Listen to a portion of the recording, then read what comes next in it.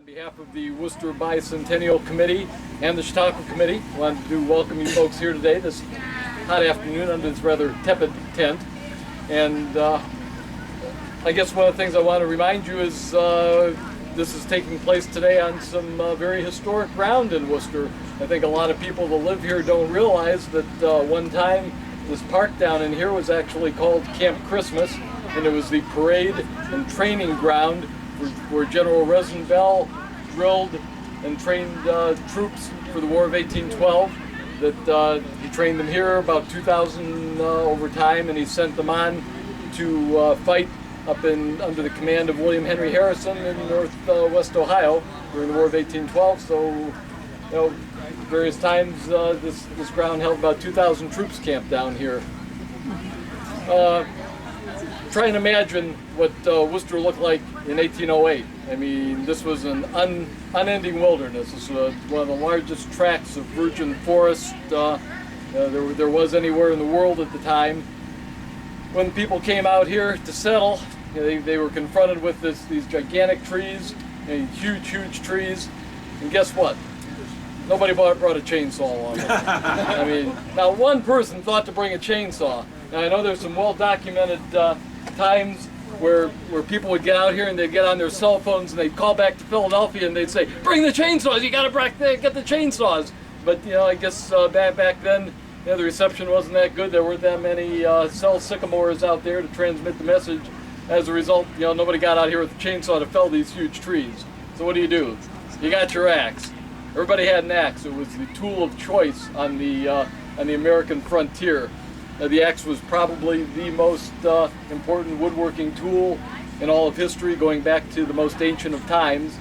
But it was the key piece that people wanted to pack with them when they came here. As a matter of fact, the wagons that the first settlers drove out in always had a special bracket on the side on which to carry the axe, because as they took the long trail that went from Philadelphia to Pittsburgh up to Warren, Ohio, and then eventually to Canton, there was all kinds of things they encountered. There was constantly trees and debris falling on the trail that had to be cleared. You know, there were some kind of scruffy people they met along the way that they probably didn't like the looks of. The axe was a weapon. Axe also served as a weapon for animals that were out there, and there were a lot fiercer animals out there than are around today, as a matter of fact. So the tool of choice in Wooster, in this area, this is the American felling axe right here. Pretty simple design, kind of wedge-shaped. Aren't a lot of these around.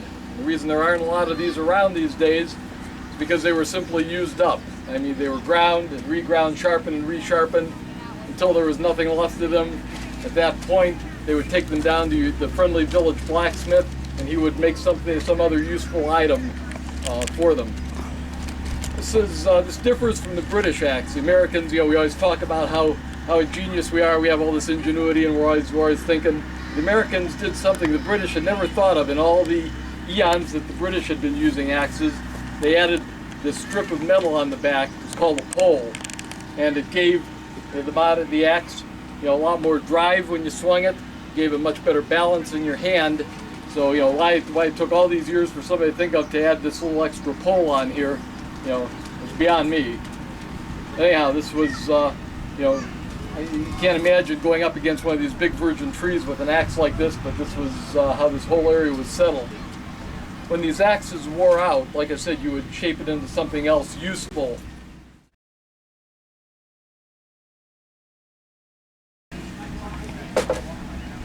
This is a hinge from a barn down in Kidron. There are a number of hinges still on area barns like this. These are axe head hinges. These are actually wrought out of old axe heads. That was one use for them, as a way to recycle them. We think that we're of ourselves as such great recyclers nowadays.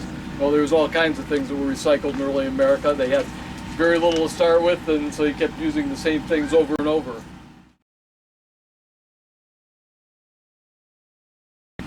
Another use for a discarded axe head was this. In this case, these were called raft dogs. When you were putting together a raft to get down the Killbuck River or somewhere, you get a bunch of logs together, and you would drive these in to hold hold the logs together. You don't use a whole series of these. This was another good use for old axe heads. Where'd you find those? Where'd I find these? Yeah, where'd you find them? Farm sale. Where I find all my junk. Fantastic. Yeah, they're pretty neat. I'd only ever seen them in books before, and you know, I actually saw a pair in person. I went, wow, you know.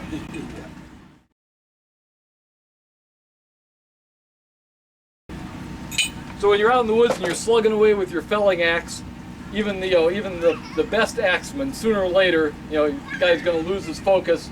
He's going to take a wrong swing. He's going to bust the handle on that axe. What do? You can't run down to the hardware. Tigner's wasn't there at the time. You know, as a matter of fact, there wasn't anywhere at the time you could walk in and buy an axe handle. So what do? Well, you make your own axe handle. Well, how do you do that? How do you know what size fits your hand? I mean, you're going to be working in the woods all day with one of these. You know, how do you know? Well, each and every person on the frontier had a pattern that they had made for themselves. This is an axe handle pattern here. When you broke your axe handle, you went in, you traced it out on another piece of wood, and you made yourself a handle. Interestingly, everybody's axes were very personalized because of the handle. I mean, if there was like a clearing bee where, you know, a bunch of settlers would get together and they'd go out and they'd clear some land for somebody. When everybody came to eat at noon, everybody'd throw their axes up against the side of the barn. Well, because everybody's axe handle was distinctive, you immediately knew, which was your axe. As a matter of fact, these patterns would descend within families, and it was considered bad form if you actually copied somebody else's axe handle pattern, because you could look at this and say, well, that's Smith's axe, or another one leaning up against the barn and say, well, that's Jones's axe over there. So you always had one of these, and still even today when you go in old barns, there's a good chance you can still find one of these still hanging on a nail. Matter of fact, last year I bought this felling axe over to sale by Red Haw, and I've been looking for a felling axe for like 30 years, but they're really hard to come by. So I bought this out of the barn. Then I went back in the barn and was looking around, found this pattern back there. It was a pattern for this axe, as a matter of fact. Oh, so I was able to get the axe and its original pattern.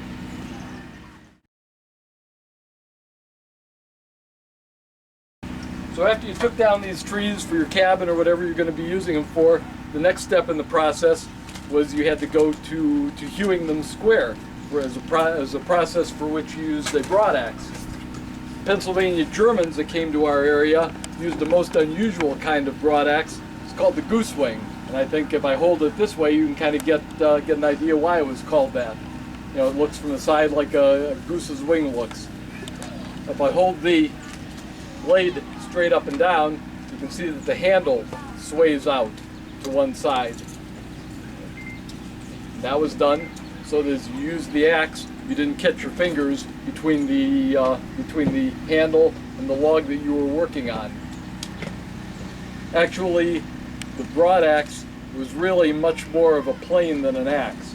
In order to hew a log, you started with your felling axe. You put a chalk line down the length of the log, and then you would stand up on top of the log. You would take your felling axe and you would score the log going back to that chalk line that you would snap along there. Has anybody ever heard or been told as a youngster, you toe the line or you hew to the line, young man? That's where that comes from, as a matter of fact, because you were cutting right back to the line. Then once you had put those scored marks on the log, then you went along the length of the log and you chopped out those sections one at a time with your broadaxe. So like I said, much more of a plane than actually a felling axe of any type.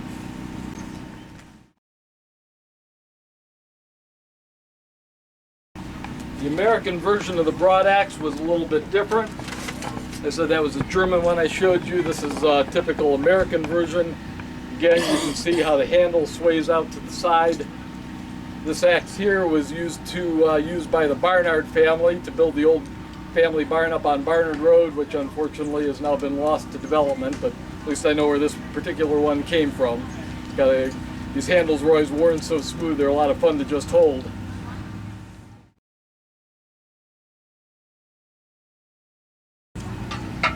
we look at these axes and we think, gee, these things are so big, and can you imagine swinging one all day? But tools, then were always sort of a massive scale. This is the hatchet version of an American axe, and it's a pretty big thing too. I mean, this thing's got a lot of weight to it. So even though it's the miniature version, it's still a pretty good sized axe in itself.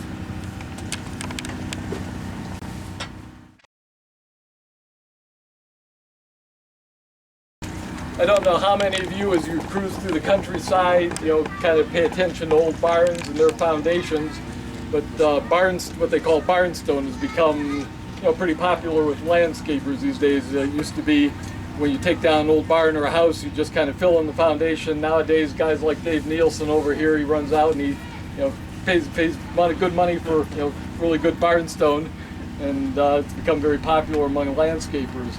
The texturing on that, if you look at one of these barnstones, you see a lot of like chisel marks on it. Those were made by a tool. There's a stone axe.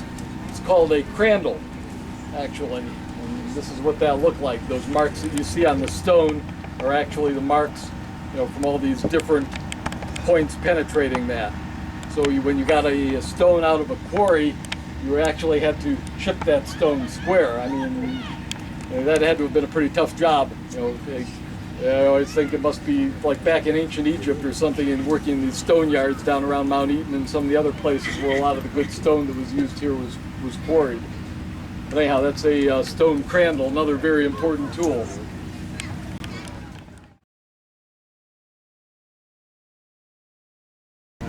Like I said, Wayne County was virgin forest.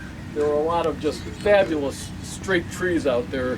Trees that grew up, were large and straight, and they were very much in demand for masts on boats in the shipping industry. Many of the really big early straight logs from Wayne County Forest went up to the Great Lakes or were shipped out to the East Coast for use in the maritime trades and shipbuilding.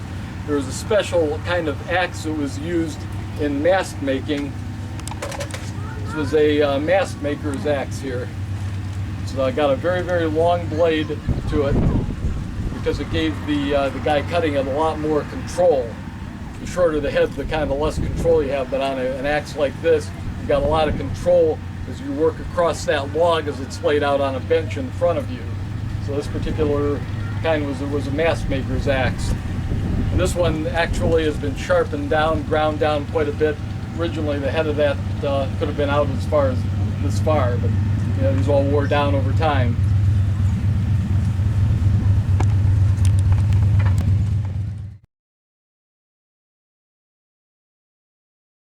When you talk about an axe, you don't want to mess around with. This is one of the biggest. This is a Pennsylvania German Holtz axe. It was made in the late 1700s. It probably came out of, a good chance it came out of Lancaster County, Pennsylvania. The head on this averages 12 pounds, usually 8 to 12 pounds. 10 pounds is about an average for one of these. And this was an axe that actually had 3 different uses. If you were strong enough and ambitious enough, you could actually swing this axe. You could cut down a tree with it. And there are records of pioneers out there that preferred to use 8-pound axes. I mean, it has a really large pole on the back. We talked about the pole a couple minutes ago. This thing had a lot of drive to it. The second use was as a splitting maul, which is probably one of the uses for which it was originally intended. Like I said, a lot of weight to it, would have really exploded a log. And the third use would have been as a splitting wedge. If you parked this thing into a block of wood, you could have beat on it with a sledgehammer and actually just used as a wedge. Having the handle, would have prevented that wedge from flying out, flying off. You could have given you a little bit of better control of the angle. We know it was a wedge because this little spur that projects down protects the top of the handle. So if you were hitting it with a sledgehammer and you got off target a little bit, you slipped, you were more likely to hit the edge of the pole up here where it lips over than actually break the head off your axe.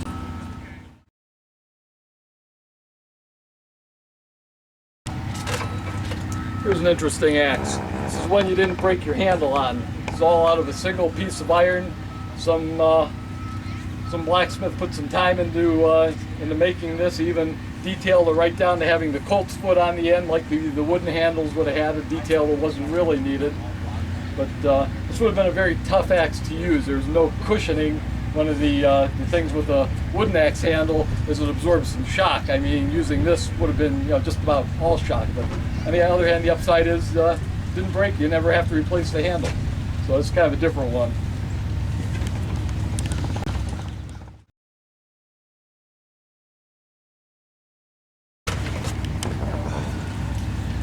This one here is a Cooper's bench axe.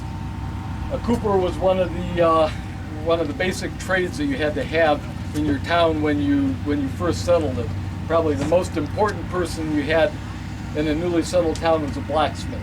You literally could not start a town without a blacksmith. They made the tools, they made the repairs to tools, they made parts for wagons and everything. Then you had to have your house writer, your carpenter, cabinet maker type person. They would be like the next most important person. Then it would be really valuable in the settlement to have a potter. A potter could make so many different things in the way of household goods, containers for liquids, for farm products, canning jars, this sort of thing. But then you had to have your Cooper. Cooper was the guy that made wooden containers out of wooden staves. He would have made buckets and firkins and funnels and this sort of thing. But he worked on his bench with kind of a small version of the broad axe, and allowed him to do a lot of diverse shaping there.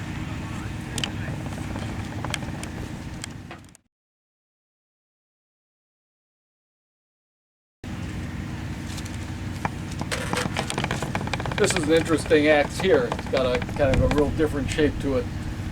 Because there was so much wood around at the time things were settled, almost everybody fenced their properties. I mean, clear around, there were just fantastic early fences out there. They appear in old engravings of the farms and the houses and everything. This is a fence poleaxe, also called a mortise axe, and it could be used either as an axe or as a chisel.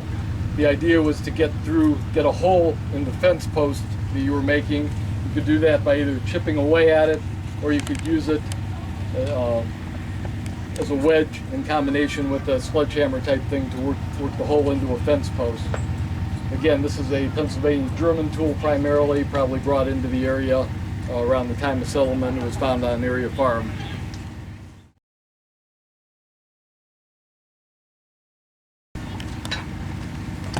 You couldn't chop wood all year round. When winter came, there was a lot of work out on the ponds. People were harvesting ice. You'd go out onto the ponds and you had these big 6-foot long saws with tillers on them, and you were sawing out blocks of ice from the surface of the pond, and you were storing them for the season in an ice house at the edge of that lake somewhere. And so harvesting the ice was a combination of both saws and axes. You had to use a little bit of both. And actually there was a special kind of adze that was used to square blocks of ice before stacking them into an ice house.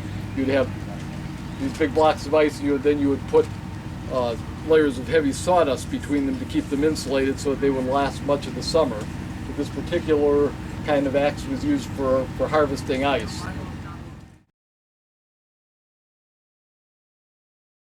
The last kind of axe I want to show you here is one that came in almost on toward the 20th century, and it's the double-bitted axe. Now the things that are good about this are fairly obvious actually. You had 2 heads on there. You could work for a while on one till it became dull, and then flip it over and use the other one. This is a really well-balanced axe. The secondary blade on here acts as a heavy pole, so this thing's got a lot of drive to it. Again, you go out and you can work twice as long until you keeled over as you could with a single-bladed axe. So these are some of the axes that were widely used on the Worcester frontier. If you have any questions, ask me. Anybody have any questions on any of these? Jim? I have 2 questions. Only one to a customer. Handles. Huh? On the curved handles, was that a curved piece of wood, or did they take a straight handle and work it to shape it to the curve they wanted? Okay, that's a good question. Actually, it happened both ways. On the German, on the Goosewing broad axe, it's a straight piece of wood, but it's the socket on the axe that's actually curved over, so you didn't need to actually bend the wood or sway it because the axe head itself is canted off level. However, on the other version of the broad axe, would be this one, the wood itself. They started with a curved piece of wood. Well, they could either have steam bent the Or wood, or steamed they it. could have, shaped it out. So there were two ways to do it. Second question. Sir, Working all day, how many times did they have to be sharpened? How often did they have to be sharpened? actually, a tremendous amount of time was put in ahead of a pioneer going out and sharpening. I've always heard that people spent hours sharpening their axes before they ever walked out into the woods, and I'm sure that they had sharpening stones that, as the day went on and the axe became duller, they actually field dressed that blade out there. But there was most of the main sharpening, getting the exact right angle on the blade, so you'd have it just the way you wanted. That they spent hours ahead of time doing that. Question on your filling axe. Yes. I noticed on it, it has a point coming down the handle. Mhm. Is that functional or just design? You're talking about this point right Yes. here? Yeah, actually most of the early axes had that. It's kind of one of their hallmarks in terms of design. It was just to provide a little bit better grip down here. Right up here, the handle itself starts to swell out just a little bit before it gets to the socket, and so it's a good grip point for the head. It's just to give them, if you didn't have that, the head, and modern axes don't have this anymore. They end up here. So this was just to make that head a little bit more stable on there. Anybody else? Sir? What keeps the wood handle, especially back in those days, how did they keep that from falling off when they were using the axe? I mean, how did Okay. they stay put? That's a good question. You're talking up in here, you typically had a wooden wedge or a metal wedge driven into here to spread the wood to make it tighter against the inside of the socket. Some people just use, once in a while you'll find one that just somebody pounded square nails into it to try and do a makeshift wedge, but generally it was a wooden wedge. And then when that was lost, sometimes by then they had a hardware store in where they could get a metal wedge for it. So you see both kinds. Anybody else? Good. Thank you very much for your attention. I appreciate it. He said he was